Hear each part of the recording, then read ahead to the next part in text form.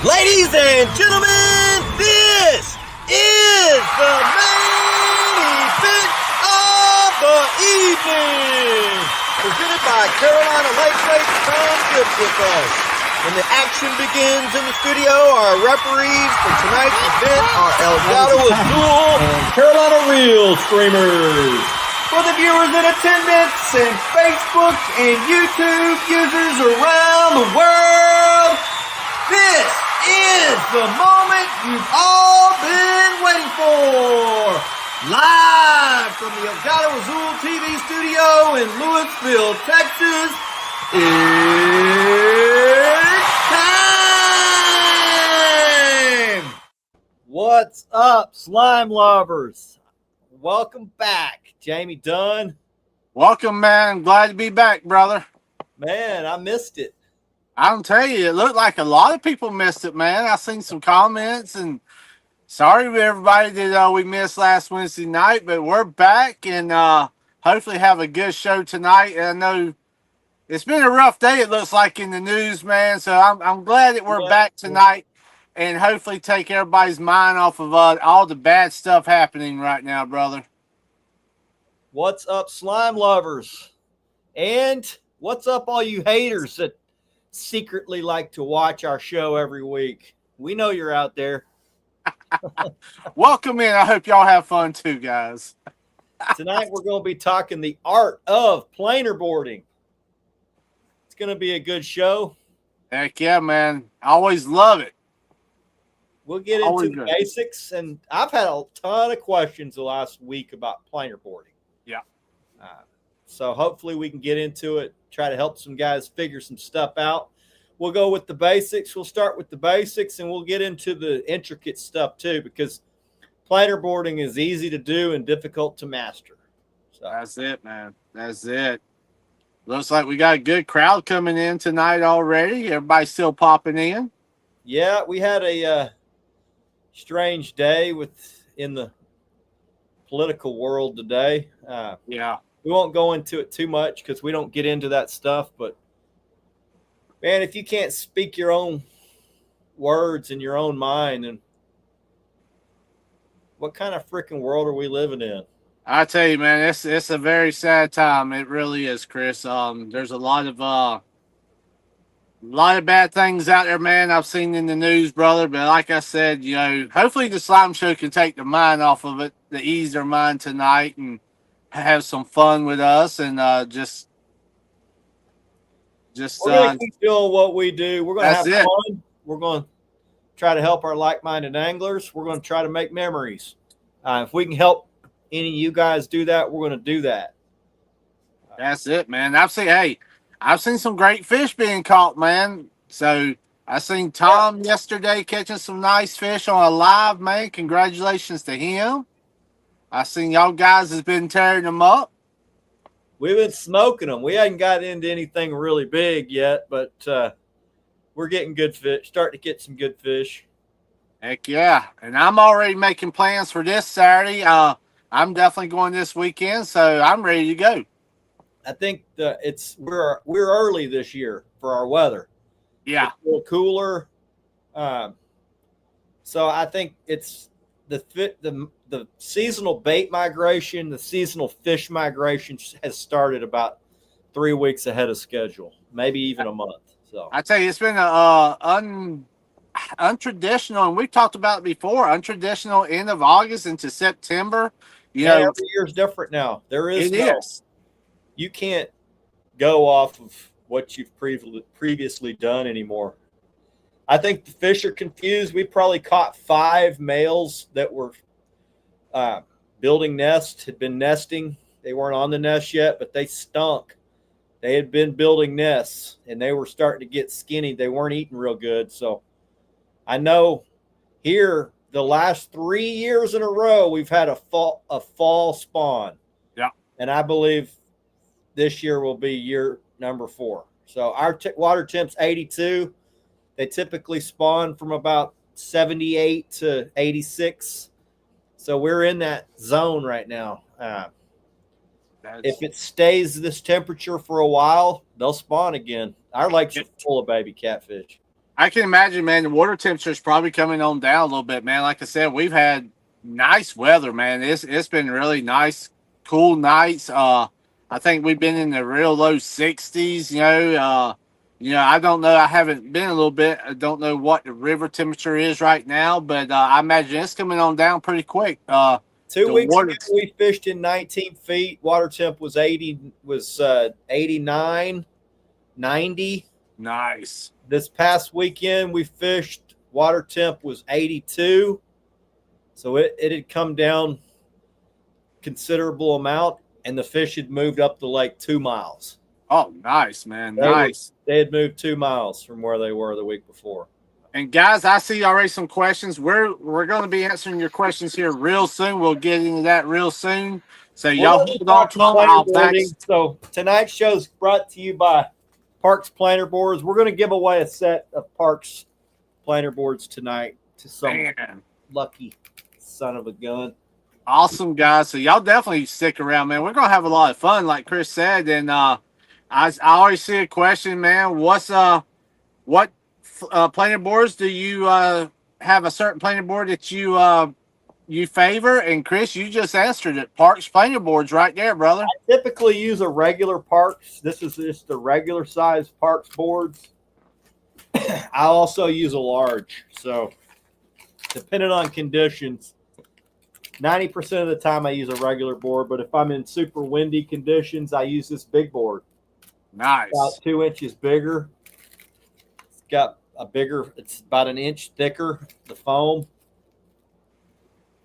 So they call this the river board. This is called the regular.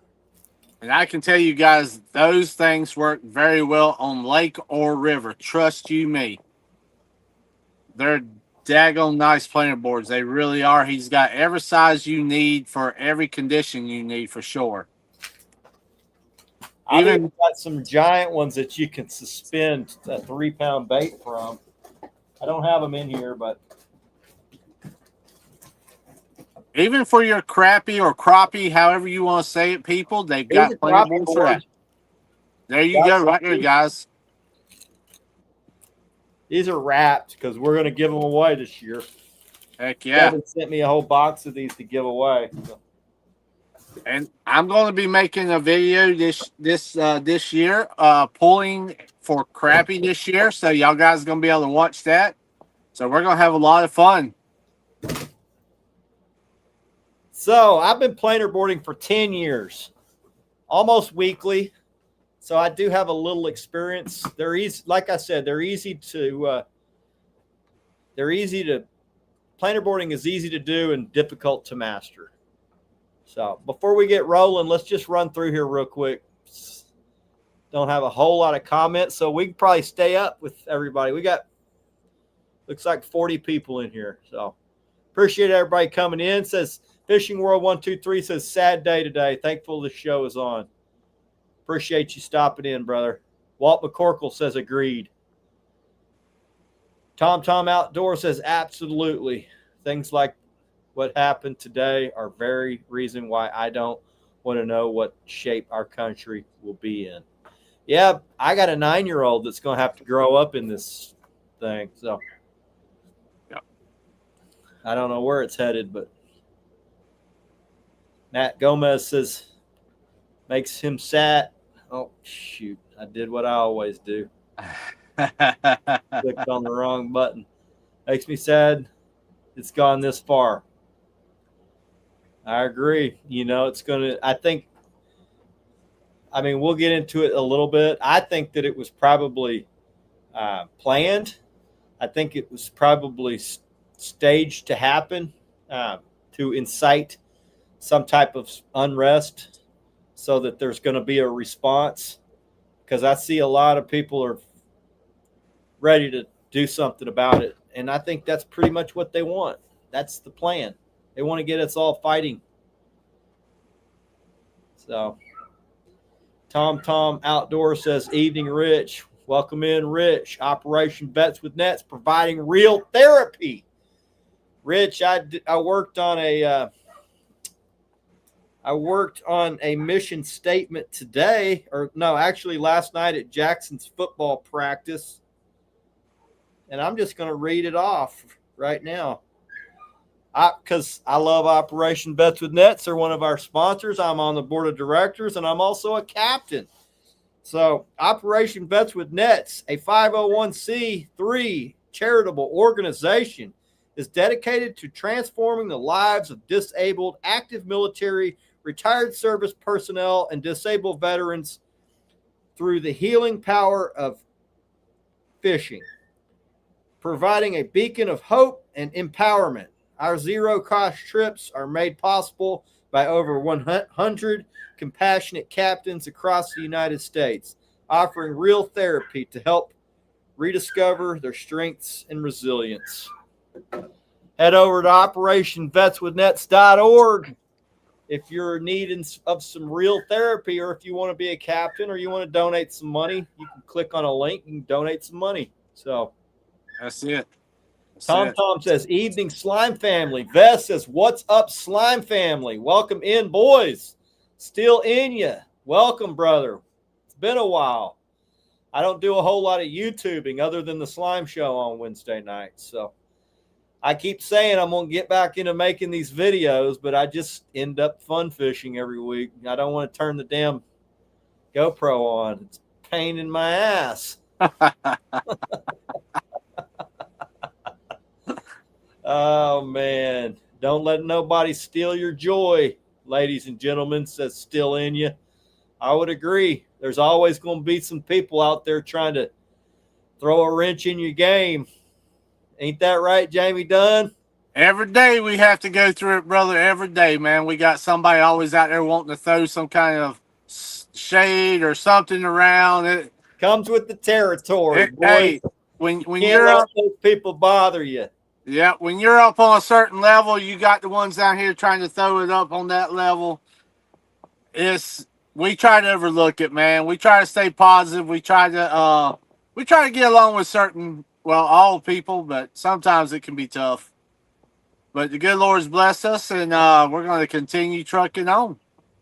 As they say, we don't look back. We always look forward. I got a meme that I made today. I was going to post it, and I thought, I'll hold on to this one, but I'm going to show it to you guys because I like it. Fits for these yahoos that are. See if I can find it real quick. Y'all guys know how we are. We are real and raw right here on the Slime Show. We bring it to you straightforward. Where is that damn thing? All right, this is not captioned. This is just my artwork for it. These are my two new sponsors, Morton Salt and Haterade. We're going to have plenty of it to dispense for the next 9 months. We're going to be giving it out weekly. And don't worry about the heavy dose of salt because we're going to be giving out Haterade to wash it down, boys. Oh, man, I love it, brother, love it. Shoot. It's always one or two guys. Or there's actually a little group of them. They all run together like, like a pack of wolves. I wouldn't call them wolves. I'd call them rats. I was trying to give them a little benefit of the doubt, but you're probably right. I call them wolves. I call them rats. Or even cockroaches, man, because when you shine the light on them, they freaking scatter. That's it. Realist Fishing says, what's up, Slime family? Walt says, show me how to do it. That's what we're going to try to help y'all with. Tom Outdoors is laughing. Lee Loy says, we all need some brain slime. Ain't that the truth? It's brain slime season, man. It's about to be on. I am chomping at the bit for 1,000-pound days and freaking cramped up arms and backs.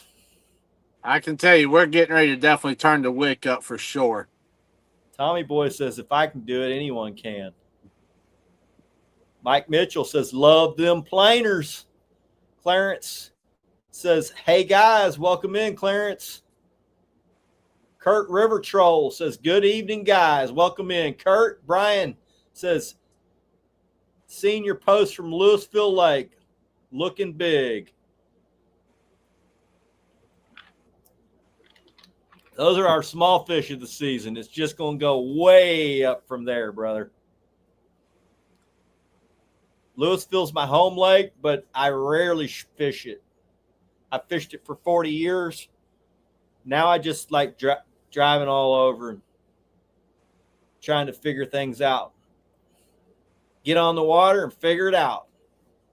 Catfish Junkie says, what's up? I'm getting the boat ready as y'all speak. Go get him, Junkie. Good luck, bro. Fishing World 123 says, Jamie, where you going, Bubba? We're heading probably south down probably to the Santee River this weekend. So we're gonna be heading back down south to start cranking it back up, man. We're gonna be bringing you some videos and all kinds of cool lives and all kinds of cool stuff coming soon. Where do you go live from? TikTok? I'll be probably, I've got a lot of requests about being live on TikTok this weekend, so we'll probably go live on TikTok, and we're going to be investing in some, they're expensive, but we're going to be investing in a new 360 camera, so we're going to be starting to put up some more videos here shortly of the great products that we've got out, so we're going to be showing you all the cool rigs working live, the drifting weights, all kinds of cool stuff this winter. So y'all guys going live again this year. I might get back into going live. So who knows, Chris? We might do a live together, man, like we did last year, and do some planer boarding while I'm down on Santee or something. So who knows? Man, nothing makes these haters lose their shit like going live and showing them what there's no way they can do. I love it, man. I love it. Oh, man. I see it. Mike Mitchell says it's been a very tough year on our lake for everyone. Well, things are about to turn around. I mean, it's just now about to start getting good. Water temps are starting to get back down where fish down here start getting active, start feeding. Instead of a 1 hour bite window, now it's 6 hours, 8 hours. Start fishing longer sessions instead of hoping you're in the right area when the bite window is occurring. That's the problem with fishing in the heat. You can find the fish, but if you can't find the fish within the hour that they're actually biting, it's like you're just floating around like an idiot. That's it. I see Miss Pontoon Jody is in the house. Miss Jody, we're going to help you with all that, and I'm pretty sure that you'll be loving using boards here shortly. Oh, they're fun. It's a technical way to fish, but there is no other method that can put the numbers of big fish in the boat like pulling planer boards. Yeah. Yeah. Our best 4-fish takedown this past year was 350s and a 40, all at the same time. All four of them in. The other one was we got a 9-fish takedown. All 9 fish were 20 to 40 pounds. Crazy. You can't do that any other way. I anchor fished for many years. I had never had a 9-fish takedown like that. And I've caught double 50s, but never 350s and a 40 at once. Pulling planer boards is just a different deal. Yeah, it sure is. It's a lot of fun. Yeah, it can be a lot of work, but once you master chaos in a bad way, it can be chaos in a great way. Yeah. And man, the water you can cover by planer boarding. I mean, it's just. I think when you're beginning, that's the beauty of it. You cover more water.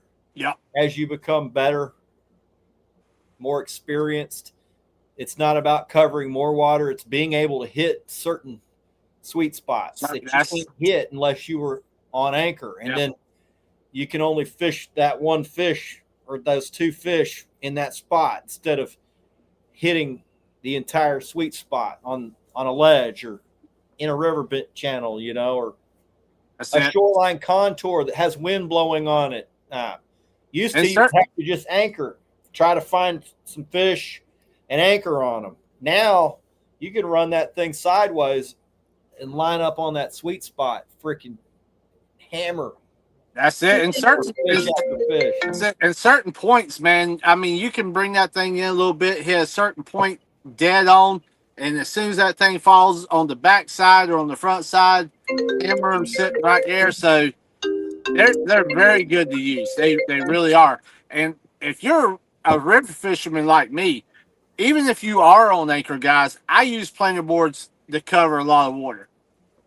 Anchor got the current that takes them out. You can stack them just like if you were pulling them with it using the current. I mean, they work damn good. They really do. I use them the same way in the wind. If let's say you got a huge north front and the wind's blowing up and you can only find fish on a certain part of a shoreline contour, you can actually get up real shallow, pull your boards out into the wind where you're basically get them over the sweet spot and spot lock, and it'll keep them pulled out. That's and it. Get fish after fish after fish until all 9 boards or until all 10 rods have fish on them and they're laying in the boat, and then you can go do it again. That's it. That's it. I've got a question, Chris, right here. So when running multiple sets of planer boards, do y'all cast the baits away from the boat and just drop it off the back and let the line out? I can never just drop it off the back. I have to send mine. Yeah. I can't stand to drop it off the back.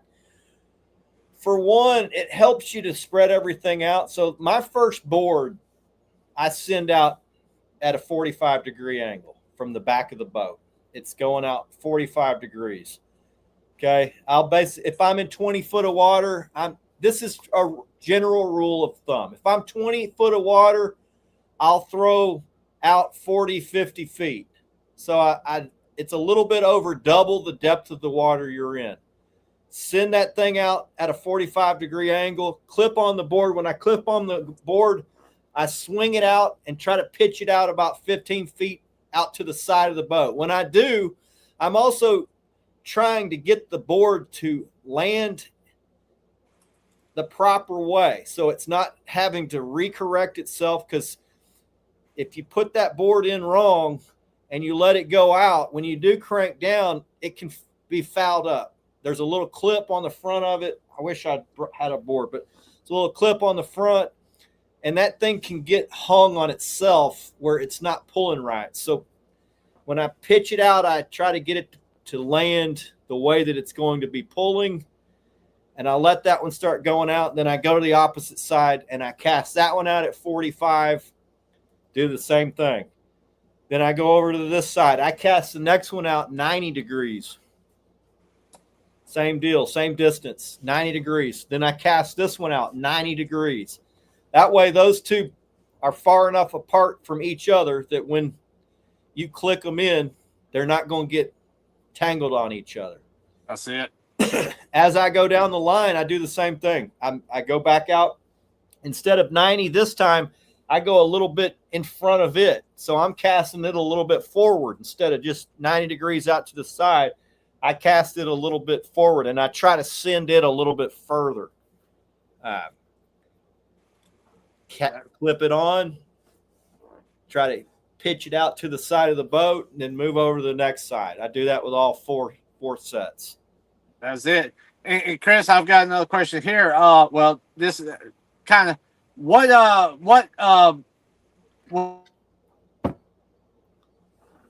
Uh-oh, I lost Jamie. Jamie, I lost you. Can y'all hear me?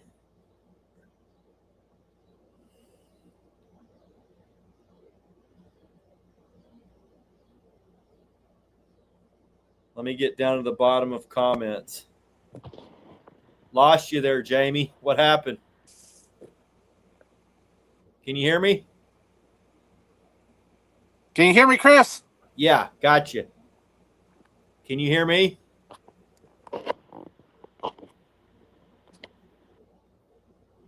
Uh-oh, Jamie's gone. All right, I'll go back up comments and see if I can catch up real quick.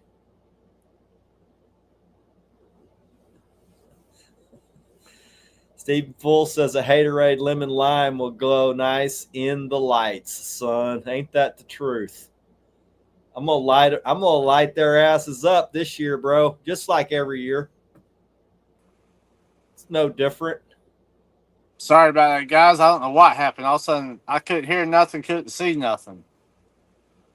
They But always the loudest in August, and then they shut up for about 9 months straight. I won't hear a thing from them. Hey, I need you. It's an emergency. I see. I got an I don't know if emergency. y'all I'll be answer back. this. I see a question, guys. When I'm on anchor, what rigs am I using? Really, truly, it's really not mattering what rigs. You can use any style rig that you want. I'll just show you a demonstration. Even when I'm on anchor fishing the river, guys, I'm still using our river weights, our drifting weights, and pretty much this is how I've got it rigged up right here, guys. And my main line right here, I'm using a Santee style rig. I'm using the Buzz rig. I'm using the Jesse James.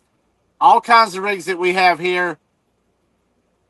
And what I'll do is hone in on what rig is working best that day, and I'll start changing some stuff over to kind of give them more of that choice of that same rig. But you can use whatever rig you want, pretty much. I appreciate that question. Fishing World 123 was asking. Let's see here. I know Chris had to step out there for a second. But like I said, guys, if y'all have any questions, get them in chat. I'm switching back and forth for myself and Chris. But I'm going to tell you, if you are doing a lot, I will be using them on the Santee River this weekend, the planer boards. You will tell a big difference. Let the current do all the work, man. You can space them out. Nice. People have different ways they want to space them out. We'll go over some of that as far as the look of your spread and everything. But I can cover from one side of the river to the other side of the river if I want to. So it really helps out, especially like we were saying earlier, when you want to hit certain ledges that might be to the right side of the boat, further to the center of the river or the lake. The target those areas, man. You have your leaders to the eyes of their float rattle or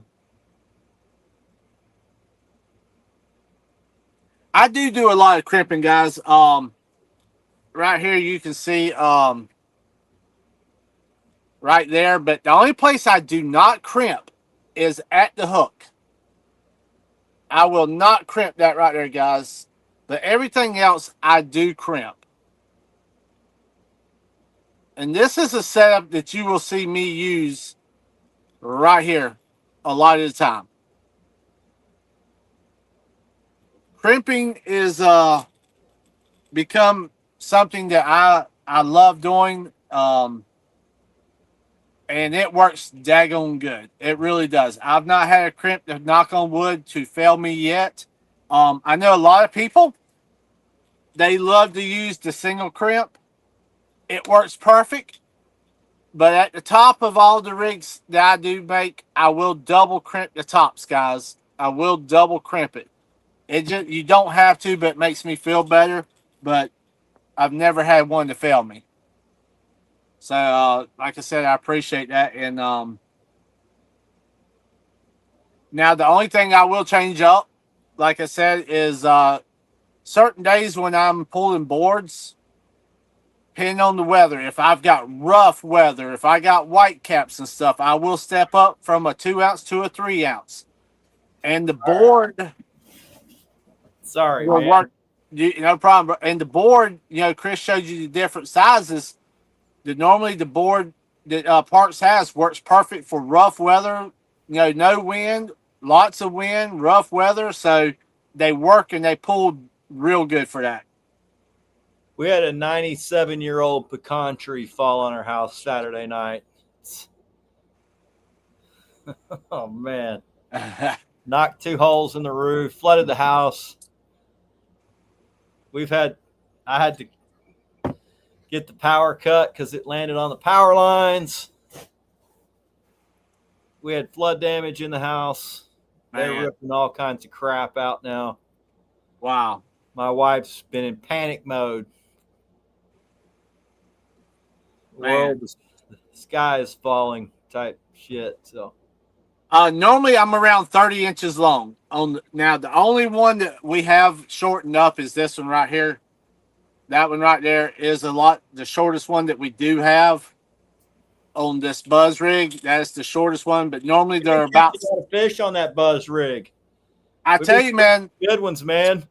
There a lot of people's giving good feedbacks on this thing. I don't want to mention it too well because there'll be 100 different people putting it out tomorrow, but they're working damn good. I run them on top and on bottom. We caught them both ways. Last two big fish, we caught them on the bottom. So. Yep. And I'm gonna tell you, Chris is pulling the daylights out of them. They're working daggone good, and I'm gonna tell you, they just as effective on anchor as they are pulling too. I can tell you that. They work. They work. When I fished with Tommy, we had more hits. We were anchored. We had a little wind blowing. We had just one of them out on the surface. We had more hits on that surface rig than we had on all our stuff on the bottom. Man. Go figure. We were in 19 foot of water. Wow. There was fish all over the bottom, but we had more hits on the one that was on the surface. So awesome. I don't know. They work.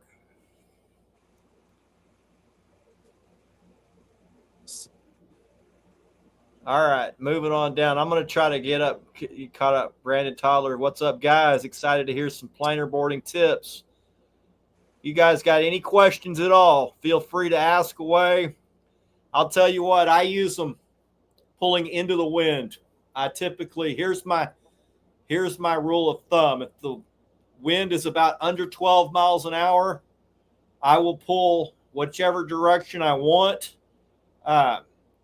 Really what determines when I really go with the wind is when I see the fish on the graph. Okay, when there's light wind, you'll see them all facing every different direction. When the wind hits a certain speed on the lake, you will see every catfish in the lake lined up. Now, you'll see them maybe a little bit like this, but they will all be pointed in one direction. When I see that, I go with the wind. So, I go with the wind. I go against the wind. I use them spot locked. I long line them. I short line them. I vertical fish them up shallow. So there's a bunch of different ways to use them. There's techniques that you can use. When I first started going shallow, guys were like, you can't drag planer boards shallow. You're going to be hung up. There's too much stuff up there. We figured out how to do it. We did it. It's doable. It's not just doable. You can do it and not get hung up at all. No. You just have to rig a certain way. The way you do that is you basically bottom bounce your rig in whatever depth you're in. You're vertical rigging and just barely bottom bouncing your weight at that depth. And you're keeping a short leader and you put your hook as close as you can to your float. And if you do that, you can drag through all kinds of heavy stump fields and all kinds of crap. Yep. I promise you, we do it. Guys, that's what we talked about before, about having some rigs that's a little bit shorter leaders and some that's a little bit longer, but the average is around 30 inches, so you can be able to do a lot of that. So, you need, in your tackle box, you need to have a couple of different size rigs for sure. Yeah, don't be afraid to make adjustments on the fly, too. I mean, there is no one size fits all for most things. That goes with rigs, leader length, float sizes, planer boards. Yep. That's it. I use a lot of different things depending on what I'm faced with that day. So, and I see a question here. Do you adjust your floats from the hook. I usually keep the float within 4 to 8 inches of the hook. Chris, we talked about it. A matter of fact, we do have a rig that you can adjust it. Just for that reason, that you can adjust your floats or your rattles, just for that reason. So on my standard rig, I got about a 30 inches of leader between my float and my weight. Behind that, I don't go much more than about 4 or 5 inches, and most of my stuff is adjustable. So if I want to get it close to the bottom, I can put my rattle float closer to where my swivel is, and then I can run my stuff on the bottom. So it pays to have an adjustable rig. Not all my rigs are adjustable like that. The Big Kitty Buzz is not adjustable, but it's been working for me. We fished a no wind. We fished a high wind. On the no wind day, I had leaders that were short down in the mud, and I had that one with a 30-inch leader, and it was up off the bottom. They went after the buzz over all the other ones. So That's it. I just had it out there because I'm testing the thing, you know? Chris, I get one of the big fish. That's it. And guys, I know I get questions all the time, Chris, and we've talked about it before for planer boarding. Certain boats, you're going to pull planer boards different. Certain boats on the right side, the planer board set up a little different than, on certain boats than they do. So your boat might set up your planer boards a little different than my boat. Depending on the wind direction and what you're trying to do. If you're dragging, I drag. And one of my buddies is like, oh, I just don't catch. When I'm talking about dragging, he's saying, I just don't catch many fish going against the wind. And when I say I'm dragging, doesn't mean that I'm going against the wind all the time. I've got a buddy that just thinks I just got to go against the wind because that's the way I get my best spread. And I tell him, do you really care about your spread, or do you care about presenting the bait a natural way? Because if you're not presenting the bait how the big fish want it, you're not going to catch the fish. So stop worrying so much about your spread and worry about your presentation. How are you presenting the bait to the fish? How do the fish want it that day? Yeah. And if they're lined up into the wind and you're bringing it up from behind them, 90% of those fish will not bite. You can still get 10% of them to bite, but 90% of the ones that would bite, if you present it the right way, will not bite. On those days, my buddy's pulling into the wind will catch 4 fish, and we'll catch 40. That's It's it. that big of a difference. And and I've done it both ways because I used to be lazy and I'd say, oh, I'm just going to turn around and go back the other way. And we would have 20 fish going this way. We would turn around and we would have 2 fish. And then we'd turn around and go with the wind and we'd catch 20 more. So fish do like presentation. Presentation is key. If the wind is blowing at a certain speed, you'll notice on your graph, every fish, every catfish, not just catfish, but damn near every fish in the lake orients into the wind because the current's bringing stuff to them. They're sitting here like this. Current comes to them. They can eat it very easily. So presentation is key. Now, if I'm trying to stick to a tight piece of structure, sometimes it's not as important. Like if you're on a ledge and all the fish are laid up on a ledge and you're able to just run that ledge real slow and you can put it in front of their face in their bite zone, they'll eat it. Doesn't matter which direction it's coming from. They're just sitting there waiting for a bait to get in front of their face. If you can get it in front of their face, they will eat it. But when you got high, good wind and they're out on a roam feed where they're just faced into the wind and kind of going with the wind, they prefer the bait coming to them. There's no freaking doubt about it. And I'm going to tell you, Chris, I know if there's a certain ledge I'm headed towards and I want to hit that certain point, I might pull my boards in and run 3 of them or 4 of them tight where I'm dropping 4 baits right off the point of that ledge within 5-6 feet apart instead of having them way spread out. Is that something that you do sometimes, Chris? Pull your boards in tighter, or you leave them at a certain distance? I definitely will pull my boards in tighter if I've got really big wind. So here's what one of the issues fishing big wind and planer boards. Guys like, I just can't get the right spread. You just can't get them to spread right. And guys will put them out too far. Well, what happens when you put them out too far is you've got your line and it goes down into the water, creates drag. And then so the wind, the water is dragging onto your line, pulling it, not allowing it to pull correctly.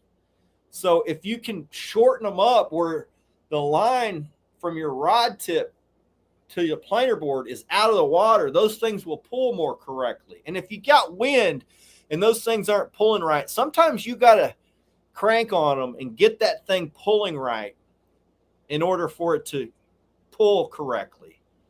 If you're in big wind, sometimes you got to upsize your weight because the winds blow, like your boards are out like this. Well, if your boards are out like this and it's trying to pull this way, right? Board's trying to pull out to the side of the boat, but you got wind blowing this way. That thing's trying to pull out. It's trying to pull out. You want it to pull out this way, but the wind's blowing it this way. Okay. The reason is because there's not enough backward pressure. The pressure's on the board from the wind. If you can get a heavier weight pulling on the back of that board, it'll actually pull correctly. I know it's counterintuitive to put a heavier weight on because typically a heavier weight makes the board not pull as good. But in heavy wind, a heavier weight will make that board pull correctly. Instead of the wind pushing it in, it's pulling, you're still able to pull because it's got backward pressure on that line and it'll cut through the water and pull correctly. That's it. Got a question here, Chris. I know normally we don't mention, other brands' names that much, guys, but I will say, what do you like about the Parks planer boards versus other style boards that might say, for me, being on a river, I like Parks planer boards because when the current takes them out, used to a certain board I was using would pop out, the water, pop out, because the current was pulling so hard. So what's nice about, I like Parks because they buoy down. Yeah. Okay? And it's cutting through the water, which if you're in wind, it's not as prone to get blown if it's buoyed down. If you're in rollers, it's not blowing your board sideways, or every time a roller comes, it's not knocking your board sideways and then it's not pulling right. That thing's buoyed down, so a wave just kind of does this to it. And I just noticed in my scenarios where because I fish a lot of big water, big wind, that board that buoys down pulls the best. Now, if you're on a no-wind day, the water's freaking just glass, one that sits up really high and has a lot of buoyancy will pull better, no doubt. They will pull better. But for the majority of the day, when you got wind and you got wave action and all that, one that's actually sitting a little bit down in the water column instead of just riding up on the surface, getting blown around, it's sitting down. So when a wave hits it, it just, it's buoy. It cuts right through. Yeah, it cuts right through it and rides it nice. It'll ride better. That's why I like them. Like I said, I use a variety of them depending on the scenario, but typically I'm just using their regular boards. That's it. And like I said, guys,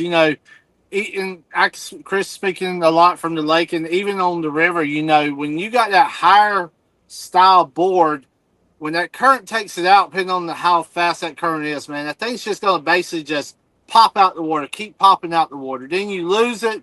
But the Parks planer boards, like Chris was saying, man, it just cuts through that water. So here's what's cool about Parks. Kevin Parks is one of the best anglers in the country. It's undeniable. Guy's been doing it longer than anyone. He's constantly in the money on big tournaments. He'll go anywhere and do well. He's been doing well like that for 20 years.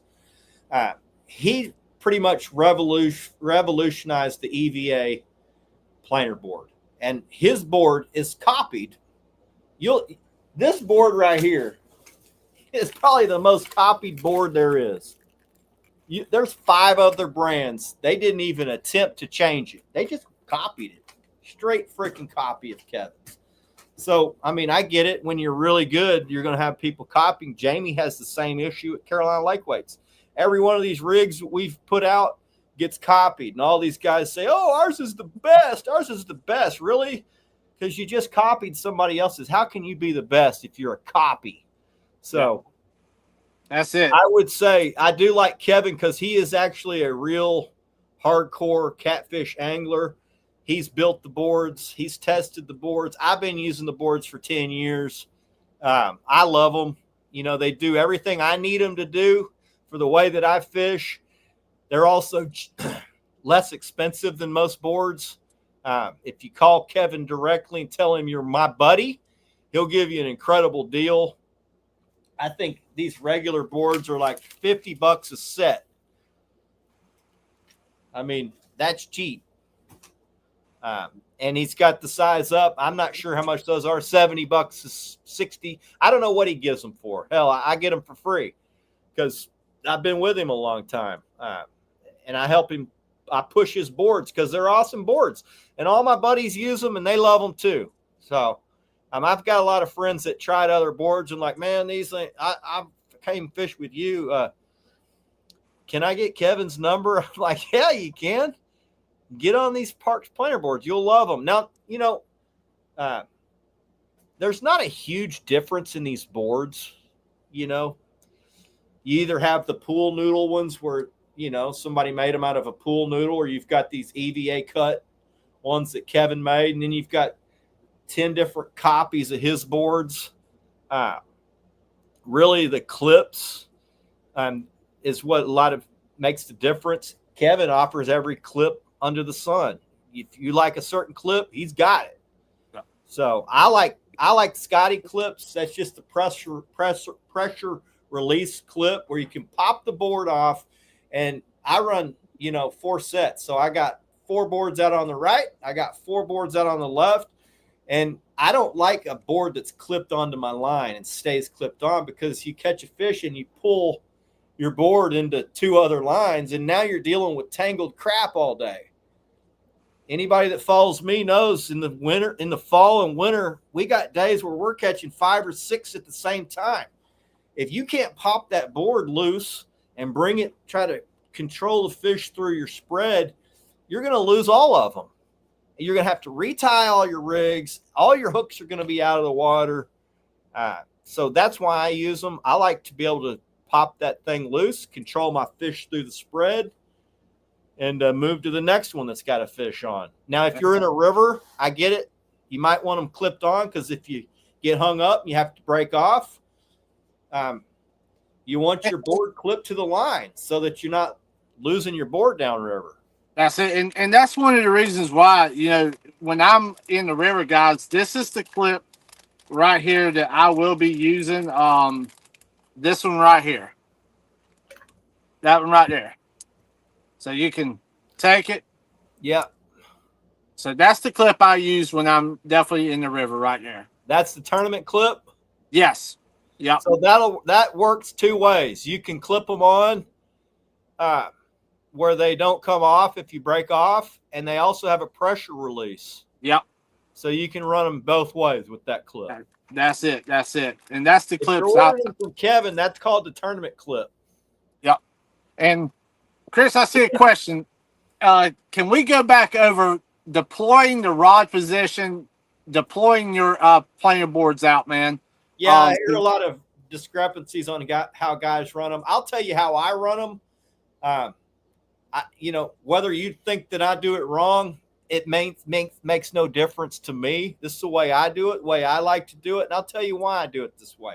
I put my longest boards that are going, first of all, my 2 inside boards, my 2 inside rods, which are what goes out last, are just long lines with no boards on them. They're just straight out the back of the boat. I run those long. Those catch my smallest fish. 99% of the time, those two rods that are straight out the back catch the smallest fish. And I'm going to go through all of it. So the reason why they catch the smallest fish, and you can argue with me if you want, the reason why they catch the smallest fish is because big fish are boat shy. Even in 50 foot of water, the big fish knows you're there. They kick out to your planer boards when you go over them. That's why. That's my son's buddies. That's why your boards work so good, because when these freaking kids. That's why when you kick those fish out, they kick out to your planer boards. You can see them on side image, the way that the direction that they're going.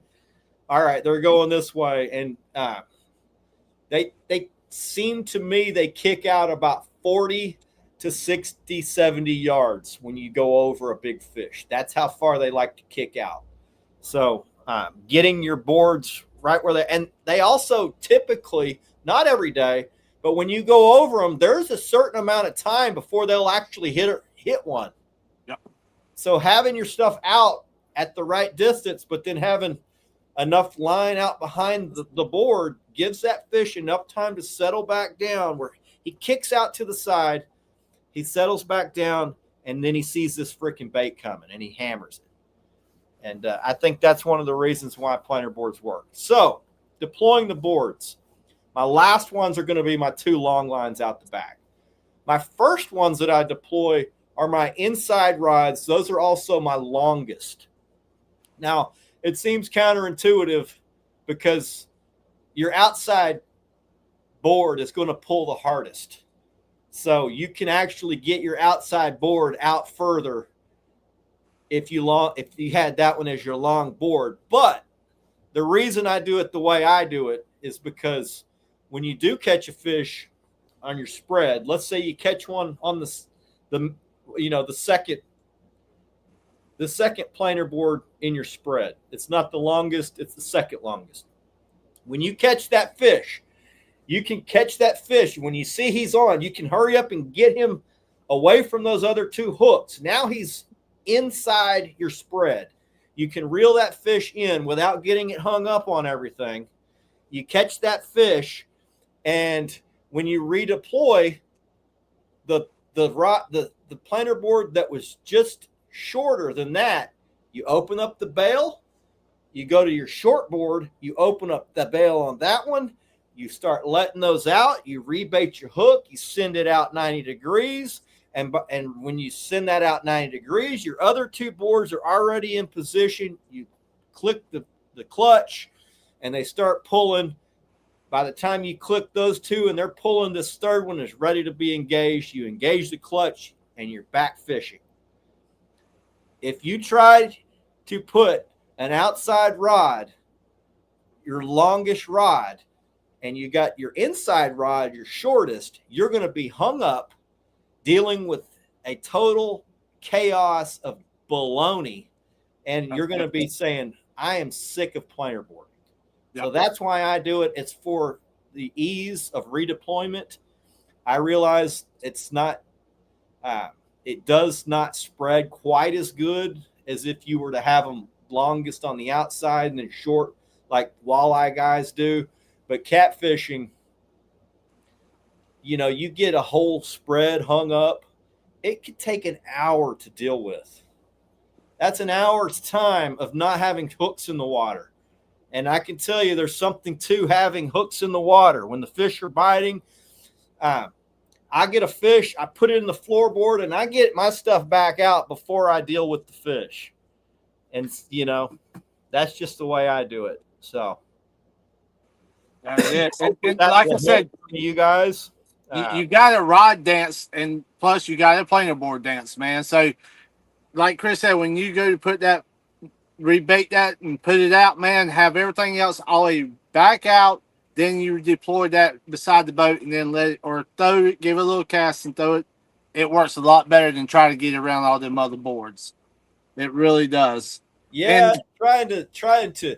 Let's say you got boards out, and then now you're trying to redeploy your longest. Well, trying to get that longest one to go out and not get into your long line that's straight out the back, because it's going to want to do this when they're going out. By the time you engage it, now it's tangled into your long line. And don't get me wrong, guys. Sometimes you will have to sit there with your rod, click it so it's not going out, let it pull a certain amount, then release the line again. Sometimes you will have to play with stuff like that. Jockey the boards. Yeah, that's it. So That's it's why not. when I'm planer boarding, I prefer to do all of it because it's That's timing. right.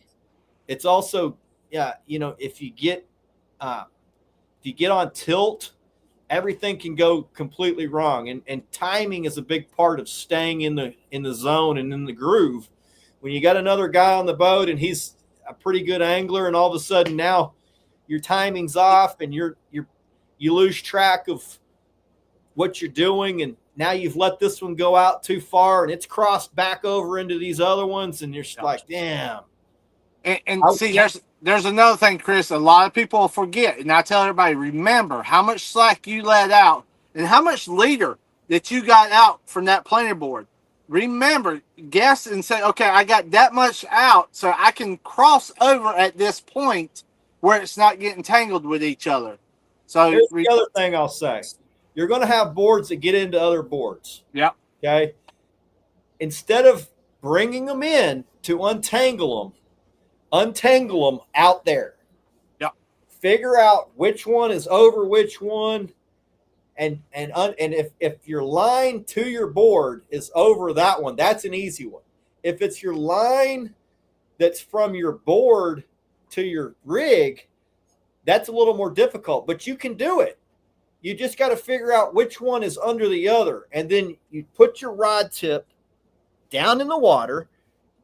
You bring it back underneath the one that it's crossed, and you crank with your rod tip under the water. You crank until that board pulls back out, and then you lift it out of the water and you're untangled. Otherwise, you're bringing in multiple things. You're tangled up. It's going to take your hooks out of the water.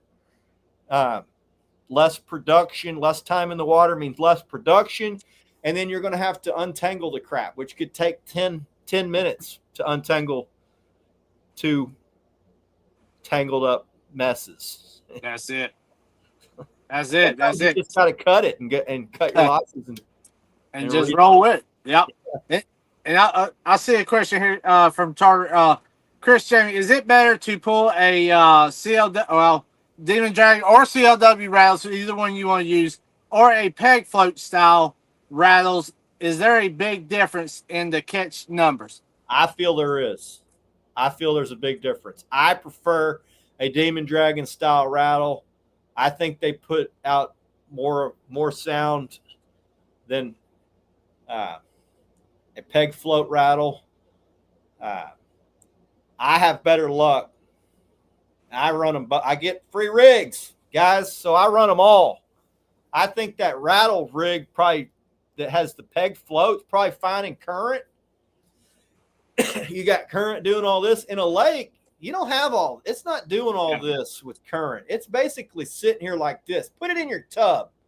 Put one in your tub and drag it in your tub. Like in a lake, when you're dragging it, your stuff's coming along like this.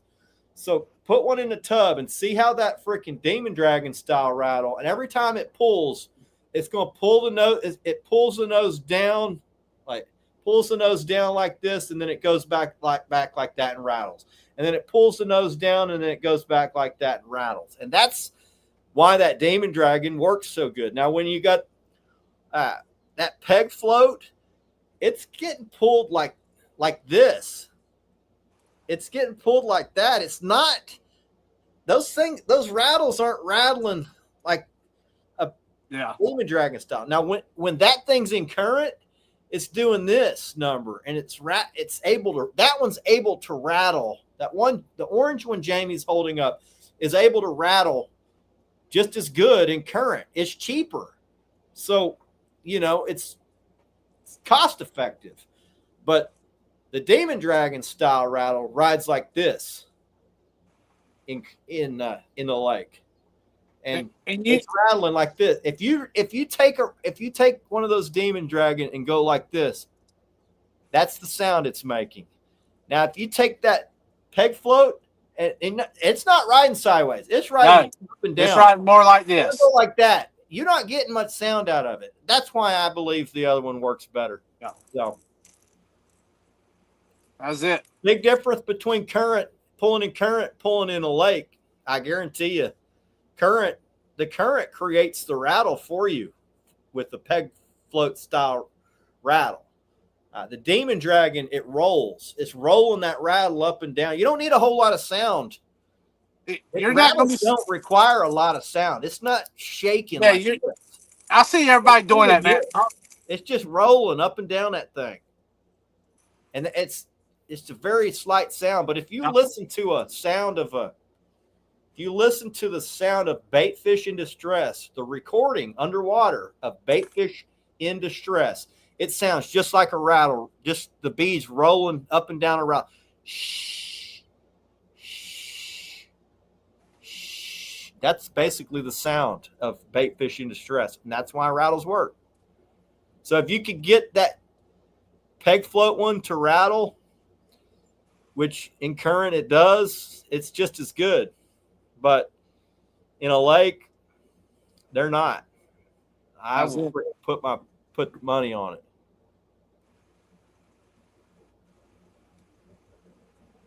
Do you have problems with fish tangling up multiple boards that are out?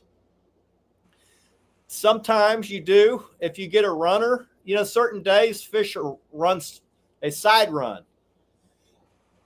Depending where they are in your spread, you may be not paying attention, and they grab that son of a bitch and swim 30 yards before you can get over there and get on them to try to control them through your spread. So you will get some.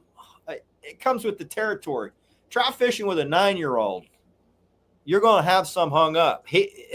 Or new guys. When I have new guys on the boat, not even new guys. Some guys fish. They're not used to dealing with all of that you're dealing with. And you got to get on a fish and control it. Get it under control. When I say control, you turn the head towards you to bring it where you want it to go. And if it needs to come to the right, you get that rod tip and you bring it way out to the side of the boat until his head turns where you want it to go, and you bring him through there. I don't know. It's rare that I ever get tangled, but I've been doing it a long time. But when I got new guys, we have problems a lot. Yeah. I don't see how guides could deal with pulling the boards like I pull, because new people, man, they'll have every board. Like, they'll have all your crap tangled. I have to catch myself and say, like, man, they don't know. Calm down. Yeah. It's like a maze, man. And it's not a hard maze to figure out to bring that fish through there. It really isn't. I mean, there's a certain technique. First thing you got to do is you got to control their head. You got to point their head. That's it. Fish might be harder to do, but most fish, you can get their head turned around when they're that far from the boat, and you can get them swimming back towards you. You might have to really wrench on them and crank and pull one rod way out to the side to get them to point back where you want them to go. But once you get them going in your direction, generally they'll come with you as you're reeling them in. That's it. You got to control the fish. Tom, that's what they're going to look like right here, brother. You're going to, these are the bright lights right here. So these things, man, they work good for them planer boards. They work great. I love mine. Those are from Chuck Watkins Bite Lights. Bright lights, yep. BYTELYTE, I believe. Bite Lights. And you don't even have to use the bottom part. You can just use this right here, guys. Y'all still carry those, Jamie? We can get them, yes, sir. We y'all can get them from Jamie, or you can get them from Chuck Watkins. He's one of the slime family. So that's it. Get with us, and we can definitely get them to you. Wheeler says if you're tangled, you ain't fishing. That's right. I will tell you, if you're catching big fish and you're tangled, that's a good problem to have, boys. if you're catching multiple fish and they're getting crossed into each other, that's a good problem to have. So count your blessings. We used to lose a lot of fish when we first started doing it because it's tricky till you get it all figured out, how to control them, bring them under. They like big fish like to go towards your drift sock, go get into your motor.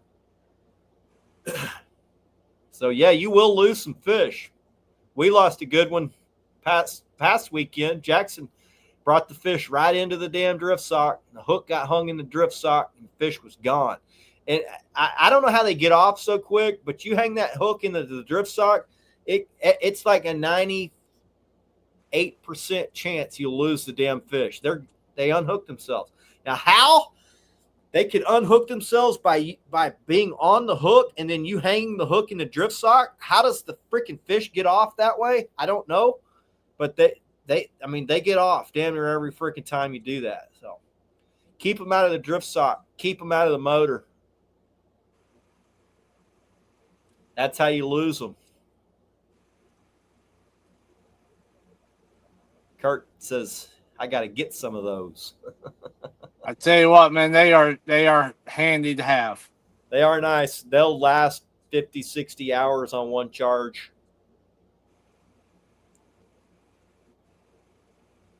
Chris, are we still showing live on the Facebook side?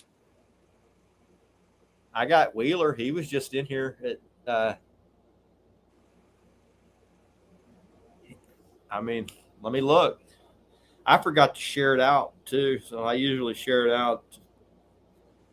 Screwed that up.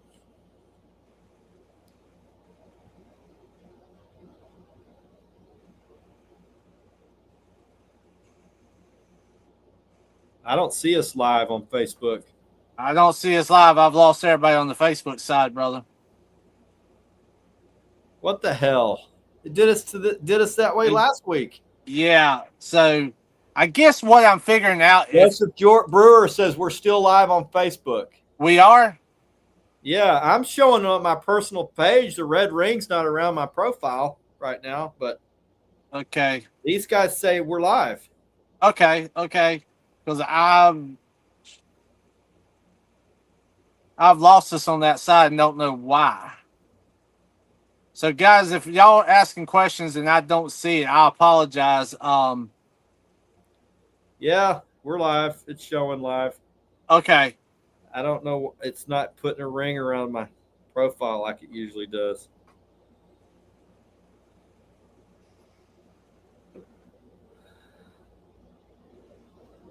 Juan says we're live on Facebook. Everybody says they see us. All right, good deal. We're good, buddy. We're good. Don't know why I can't see them, though.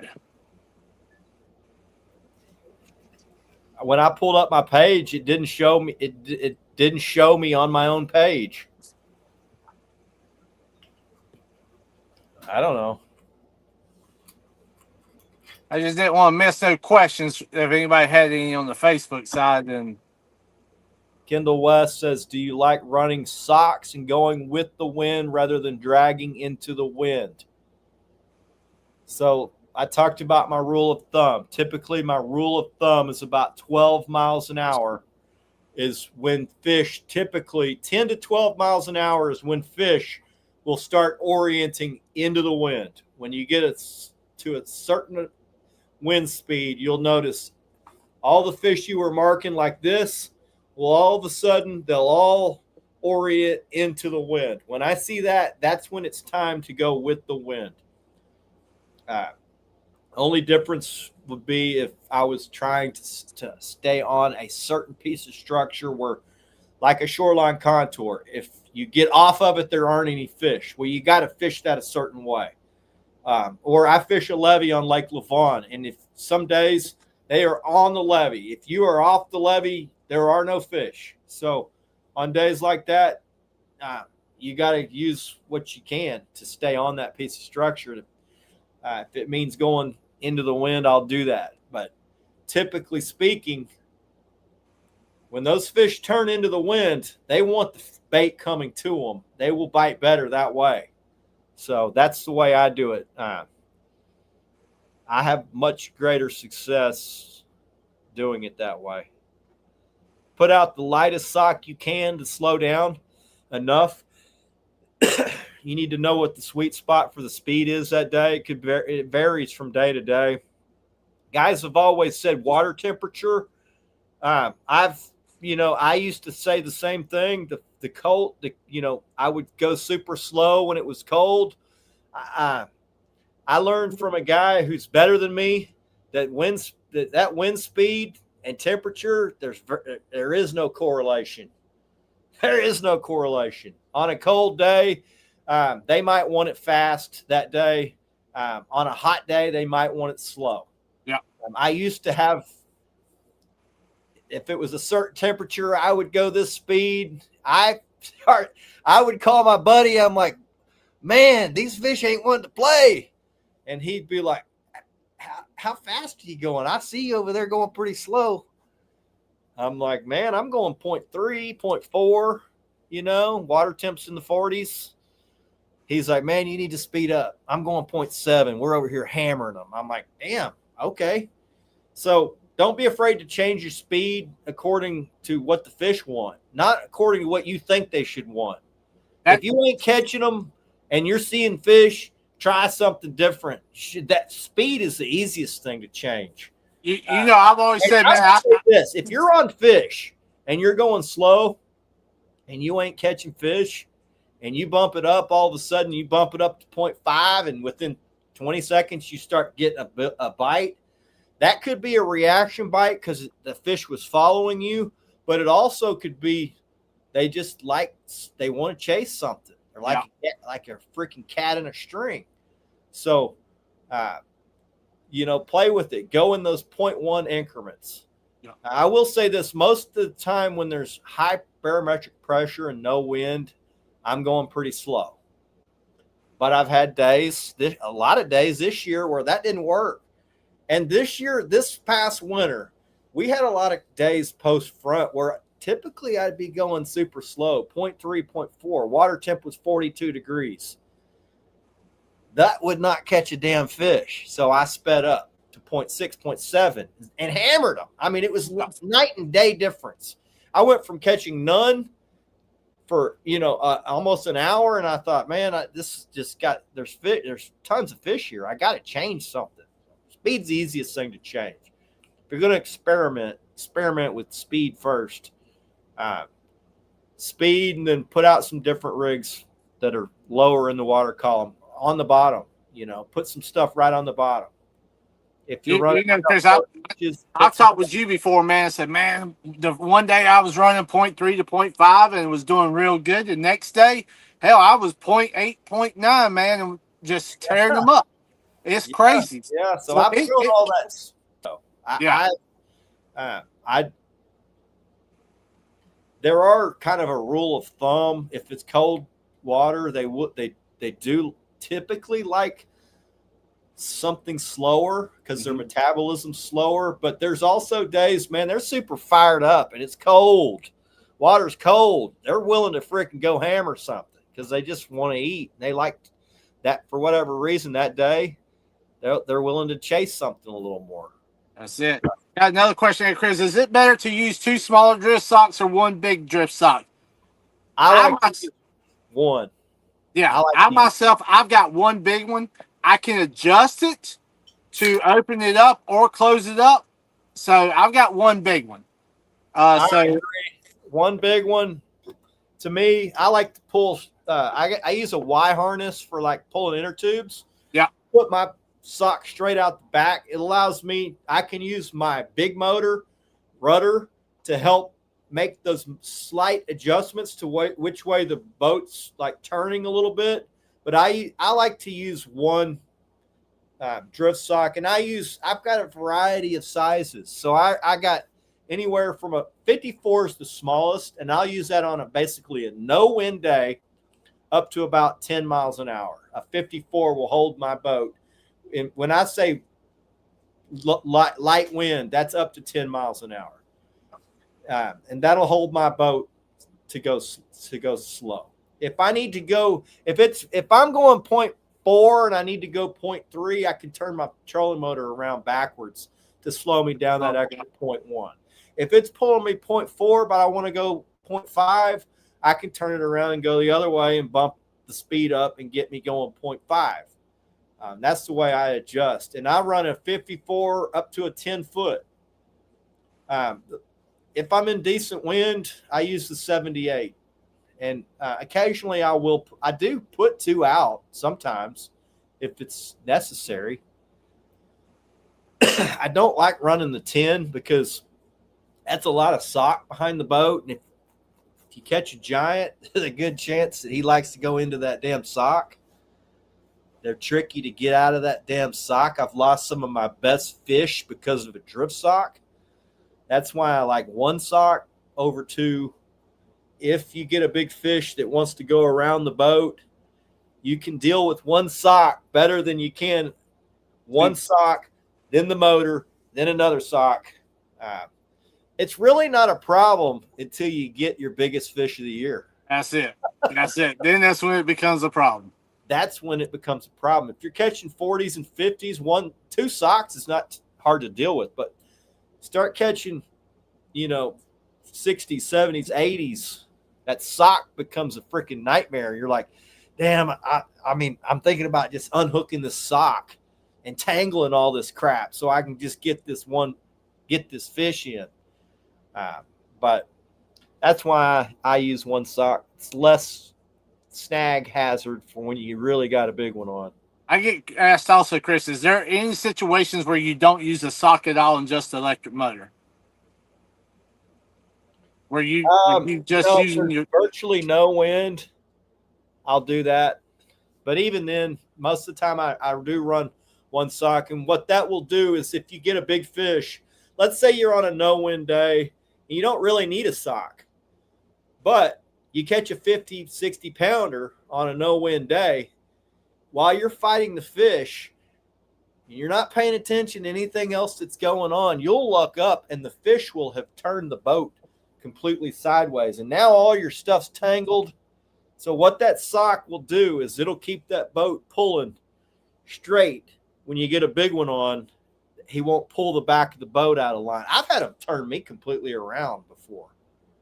On a no-wind day, I've had a big fish collapse my sock because he went the opposite way. I'm fighting him around the front of the boat. Before I look up, I got lines like starting to get by my head. I'm like, what the? And he had pulled me all the way around. I'm like, damn, this is a good one. That's the reason guys, I do that. And I see, sometimes with a pontoon boat, you will have to use 2 socks, depending on how you rig your pontoon boat up. Myself, when I had a pontoon boat, I drifted off the sides.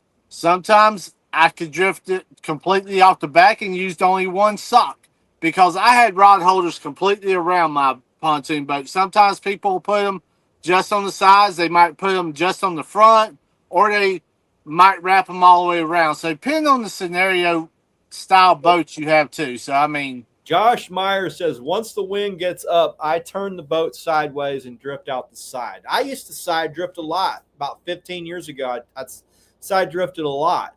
But I will say this. When you side drift, you're dealing with pitch. Yeah. Your boat's pitching like this constantly. You'll also go faster because you got a bigger silhouette. So when your boat's long and waves are coming towards the back, the boat's not, it's not rocking up and down like this. Like if you're sideways and you got big rollers coming, you're going to be like this, and you're going to be going fast. Yeah. So that's why I fish out the back. And the bigger the wind, the bigger the water, it becomes more important to me to fish out the back. Now, light wind, you could fish out the side. I've even fished out the side when I've had a lot of guys on the boat fishing and the wind's just right. But there's days I'm gonna tell you, fishing out the back is everything pulls right. Yeah, you can use the trolling motor to slow you down a little bit, or try to, if you don't want to go exactly with the wind, which it's rare that I actually go just with the wind. I'm trying to hit something, and usually it's like a creek, maybe here's the main channel, and then you've got an intersecting creek channel that runs up to a cove. I may want to hit that intersecting creek channel and try to stay on it. And you need the trolling motor because the wind's wanting to blow you this way and the creek channel's running up that way. End up to be able to hit that, stay on that channel, you got to use the trolling motor. Or if you're on, like I fish a levee on Lavon, and you got to use the trolling motor to stay on that thing. Or if you're on a shoreline contour, it's rare that I just fish with no trolling motor down and running. It's almost constantly on. Yeah. Almost constantly. And that's just the way I fish. I use that trolling motor a lot. And when that thing craps out on me, I'm like, damn, I'm going back to the Stone Age now. And I can't fish the way I want. You really become dependable on that electric motor, man. You really do. Yeah, you don't realize how much you use it till it's gone. Yeah, that's it. That's it. And I can tell you, I'm like you, Chris. I love being able to just hit that button, adjust that speed or something, especially on a no-wind day, man. You're just getting that certain speed. You really need it on a no-wind day. Yeah. But I also use it because I precision drag. So if I got a channel that's doing this and then there's a big bend in the channel and maybe it comes over here towards this point, well, I want to hit the bends in the channel. I also want to hit the bottom of that point. Maybe there's a little hump up there that's next to the channel. I want to make sure I hit that. You can't just you could try to line up and maybe hit one, maybe two of those. But if you got the trolling motor on, you can hit damn near every one of those sweet spots. And those are where all the it's like 95% of the big fish are going to be on the high valued real estate. So like Lavon, there's a levee. The tip of that levee, that's where the biggest fish is going to come from. Or if there's a little bend in that levee, right there where that bend is, or where that creek channel shoots right up next to that levee, anywhere where those features are a little bit different, like the tip, the bend, where that creek channel comes close to it. Damn near every time you catch a big fish, it's going to be on one of those types of deals. At the end of the point, if there's one stump that's on a point, the big fish will come right off of that freaking stump. They like whatever's different about that deal. The bend in the channel. Always try to, if you're fishing in an area and you see the channel bend and there's fish in the area, hit that freaking bend because that's where the biggest sumbitch in that area.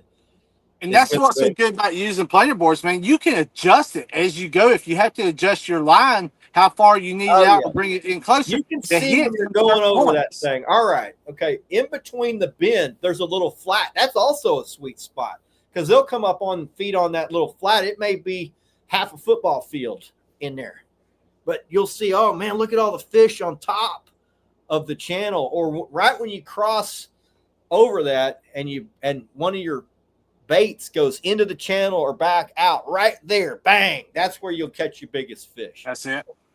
So those spots are crucial. If you want to up your big fish game, turn that trolling motor on and start fishing and start targeting that structure in a specific way. If that point comes out right next to that channel, make sure you hit the tip of that damn point. Make sure you hit that bend. Make sure you hit where the Y is, where you might have a secondary creek channel that runs up into a cove off the main channel. Make sure you hit that Y, okay? Because that Y is like a home zone for fish. They like to stay right there at that Y. They like those bends. They like the edge of that freaking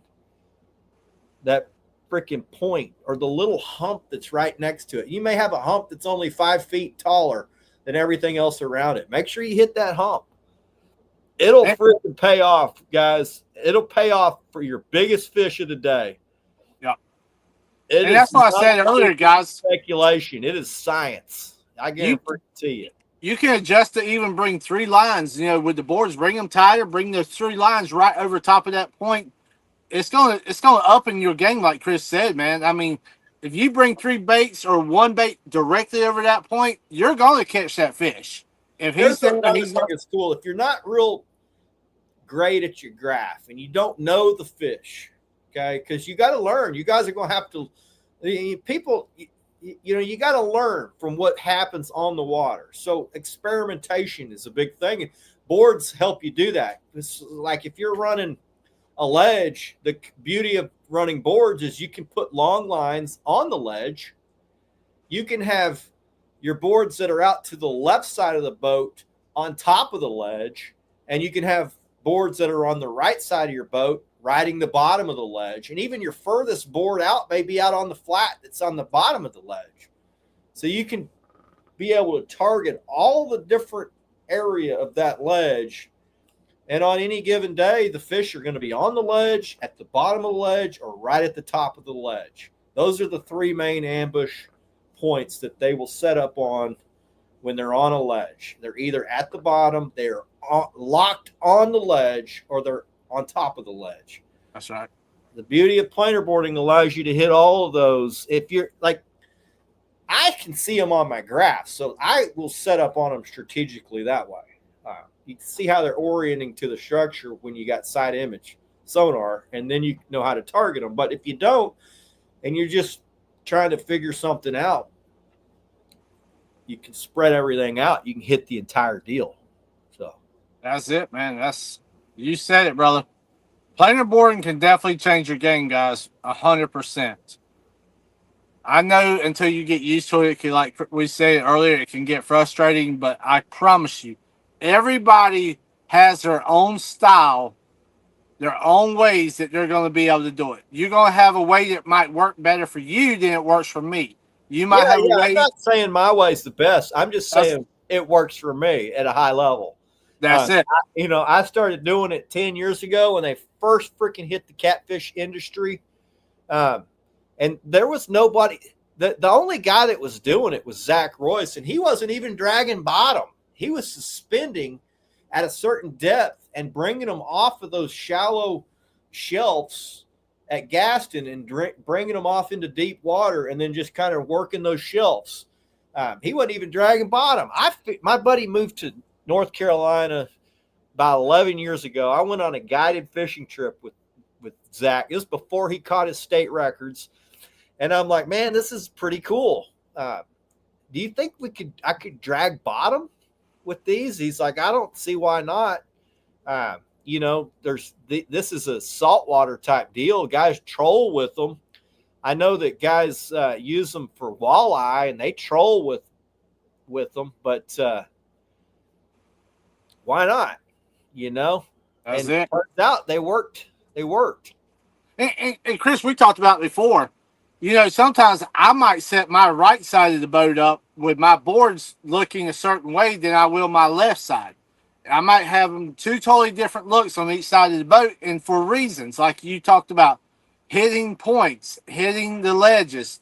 My right side's going to hit it a certain way that I want boards to be stacked, but my left side's going to be more spread out, maybe, and have what I call a step style, look to it versus a Christmas tree style look to it.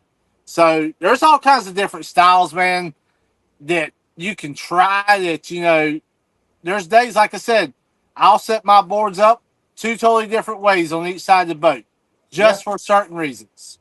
Yeah, they're fun to play with, experiment with. There's a lot of ways that I use them that I used to anchor. On a day I would anchor. Now I will pull planer boards. And I used to shallow water fish. I would have to anchor.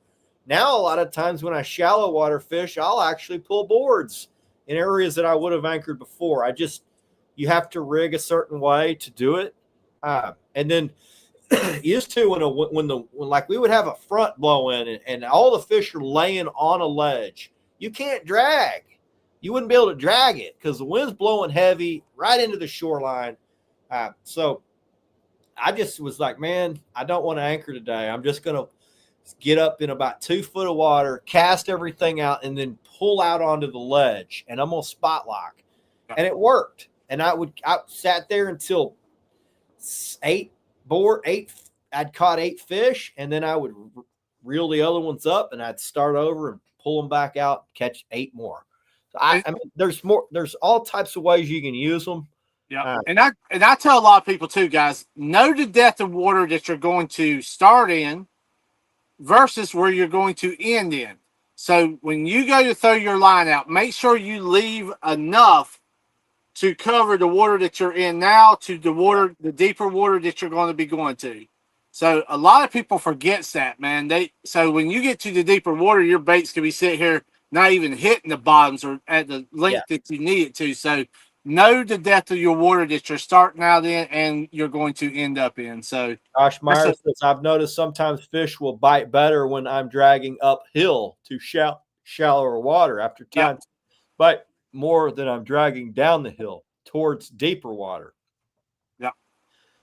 They'll bite both ways, but a lot of times when with the way you can see them how they're setting up on that ledge. That ledge is a piece of ambush structure. Now they either use the ledge to ambush their prey that's coming off, or they use that ledge for bait that's coming from the bottom and going up on the ledge. As soon as they make that change in direction, that fish is just sitting there basically in stealth mode. And when that bait has to make the change to either go up the ledge or come off the top and go down, that fish is either waiting right there at the top, bang, or he's waiting at the bottom. When that thing goes up, he's waiting right there underneath it. It's not paying attention, bang, he can get it. So that's why that ledge works good. The other thing the ledge will work good for is they like to run the bottom of the ledge kind of like a highway. So if a fish is transitioning out of deeper water up into the shallower end of the lake, when they're swimming up the lake, they may take the shortest path to resistance, which, there may be a shoreline contour that bends out. Now, all the fish that are coming from the deeper water are running the bottom of that ledge up that side. So running that ledge will definitely help you catch fish if it's on a day that they're transitioning. So, got a question.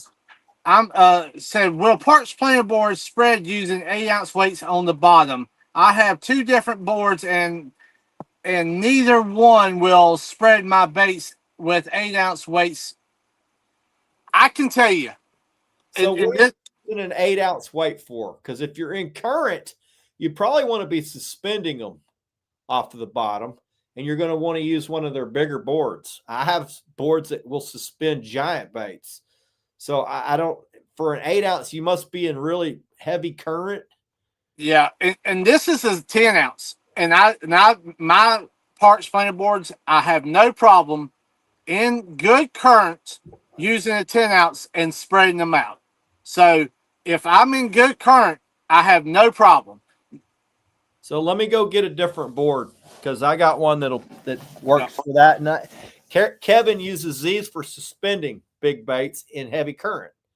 So you're going to use a big bait, a heavy weight, and it's going to be almost suspended. If you want them close to the bottom, you got to get them close to the bottom. But let me go get one of those boards, and I'll show you. These boards are specialized.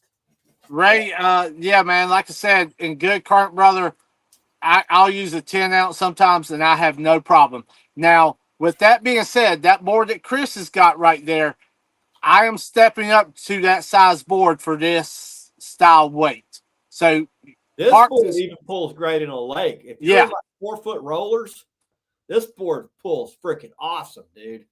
It's just most guys don't want to have this board, a set of these boards, a set of these boards. They want a one size fits all. There is no one size fits all, but Ray, for what you're doing, this is probably the board that you want. This is a giant board. It'll pull a freaking massive amount of weight and a big bait. But if you're dragging a ton of weight on the bottom, it's going to want to pull the board back. So you may want to get your bait basically bottom bouncing Put that weight right at the depth that you're going to be running these boards. Appreciate that question, brother.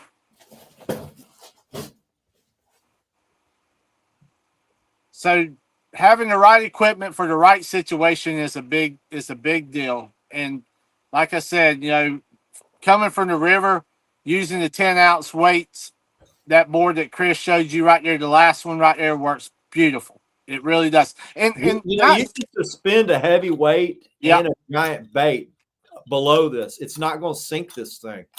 This is what it's built for. It's exactly. It's got a massive blade on it.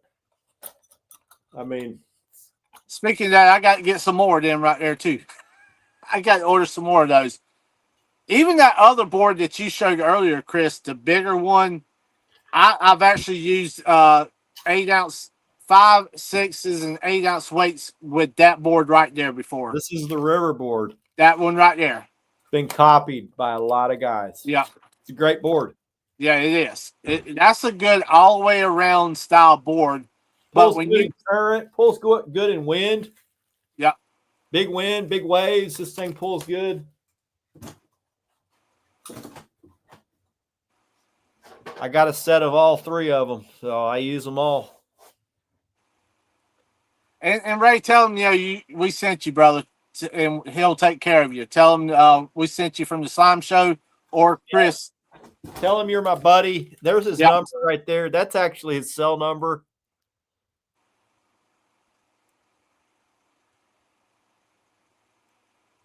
You can read that. It's got plastic over it. 6447. Yep. 620-364-6447. And tell them we sent y'all guys, and he'll take good care of you. He'll give you great deals, man. Tell him you're one of my buddies, and he'll freaking hook you up. Kevin's a great dude too. He's one of the good ones.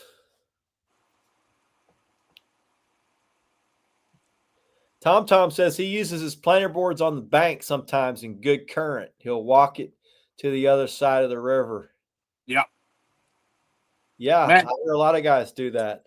It's amazing at all the situations you can use a planer board that a lot of people don't realize. It's crazy. I mean, I use them everywhere. I wanted to try using them for gar fishing, but we ended up, the river came down real quick. We didn't get to go back. But I thought I bet it would do it. Work good for gar. Yeah. Pull that bait out into that sweet spot. That's it. That's it. And that's another thing, man.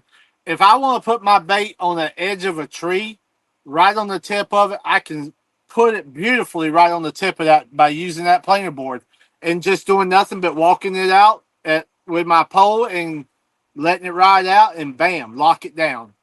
So works perfect. Another scenario I've used them in is we had a big north front blowing into the deep by the dam. There's a deep hole by the dam, and I didn't want to drop anchor. It's 50 foot of water. I got up right close to the dam, put my planer boards out, drug into the wind, and then spot locked over that hole. And they were just piled into this hole. And we just freaking hammered a fish after fish after fish in this hole. And then when all the rods would come in, I'd do it again. I'd start back at the beginning of the hole, cast all my stuff out, pull my baits right into that hole, because they were just, you get out of the hole, there weren't any fish. But in that deep hole, boy, there was freaking hundreds of them. We just slayed them in that hole. So we would spot lock over that hole. And when you spot lock into the wind, your boards stay deployed properly. So it's like fishing in current. That's it, man. Looks like we're pretty well caught up on all the questions I've seen in chat on the YouTube side. Because like I said, I can't find the Facebook side. Sorry for that, guys. All right. Y'all want to give away a set of boards for the guys who've stuck it out in here? Let's do it, Chris. Let's give a set of boards away, brother. All right, I got a set of river boards and I got a set of regular boards. I'm just going to give away one set tonight. So I'm going to spread all this stuff Kevin sent me out. But you guys, real quick, just put in comments which one you'd rather me give away first. We can either give away the river boards. This is a bigger, thicker board, or the regular boards. This is the ones I typically use about 90% of the time. River, river, Walt river, says river, river. Lee says river. river. River, river, river. Looks like the river boards is All going right, to be. we'll give away a set of these cool blue river boards. Kurt says river boards. Everybody wants some river boards. Look at there. What great minds think alike. Look there. Let's see what clips are on here. These have black tournament clips, looks like. These are badass boards. Yep. So how do we want to do it? Chris, I say let's just go ahead and do the number thing tonight, man, because all right, we got 28 guys in here right now. So I'll tell you what, whoever wins it, you pick. there I'll you let go. you pick, since there's a lot of guys that want the regulars. And guys, we're going to pick one number per person. Just one number, please. And I don't. also want to say congratulations to Randall Woodfork. I'm going to be sending him some SmackDown rod holders. He's one of the Slime family. Said I was going to give him away to the Slime family. He's wanting to get on some SmackDown, so I'm going to send him, I think, was it 6? I'm going to send Randall 6, and I'm going to send Tommy Boy Outdoors, Tom. I'm going to send him 8. So, congratulations, boys. Welcome to SmackDown. And guys, if I ever get another new set, I'll also do the same thing Chris did. I'll definitely give mine away to all the guys in chat too. All right, this is for the Parks Planers river boards. These are like, I don't know, these retail for probably $80. I don't know what Kevin gives them to my guys for, probably $60, $55, $60. I don't know. Don't get me to lying. He give them to you for a good deal, but all right, we got 26 in here. Let's go with number 1 through, how about 1 through 26? Don't guess until I say go in comments. When I say go, put your number in. You get one guess. And when I see the number pop up, I'm just going to say who the winner is. And the contest will be over.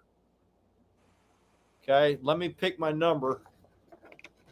And guys, we appreciate y'all guys being here, man. I want to give a big shout out to Catfish Clothing, Parks Planer Boards.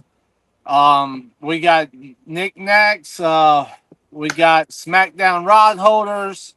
We got Mad Cats. We got all kinds of cool people, man. We definitely do. Yep, we're going to be giving a lot of stuff away this year, trying to give back to all of our people. And don't forget about Don't forget about the knife. Also, Jimmy Floyd Custom Knives. He's sending me some fillet knives, some custom. These are going to be stainless fillet knives, Slime Show fillet knives. We're going to be giving them away. He sent me a tracking number today. I believe he's going to be giving 2 of those to me to give away. So we got some great partners, man. We appreciate each and every one of them too. And all right.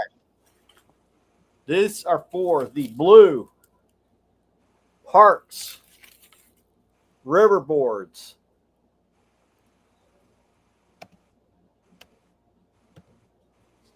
And what was the number?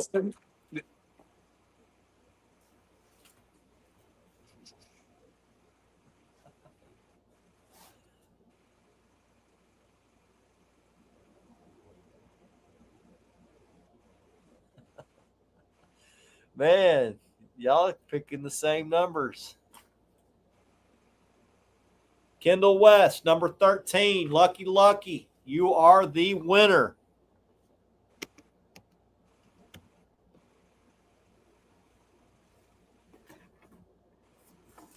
Congratulations, my friend.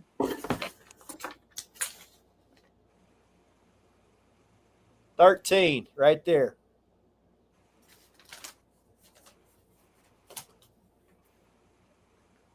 All right. So, Kendall, send me your information. Are you on Facebook or YouTube?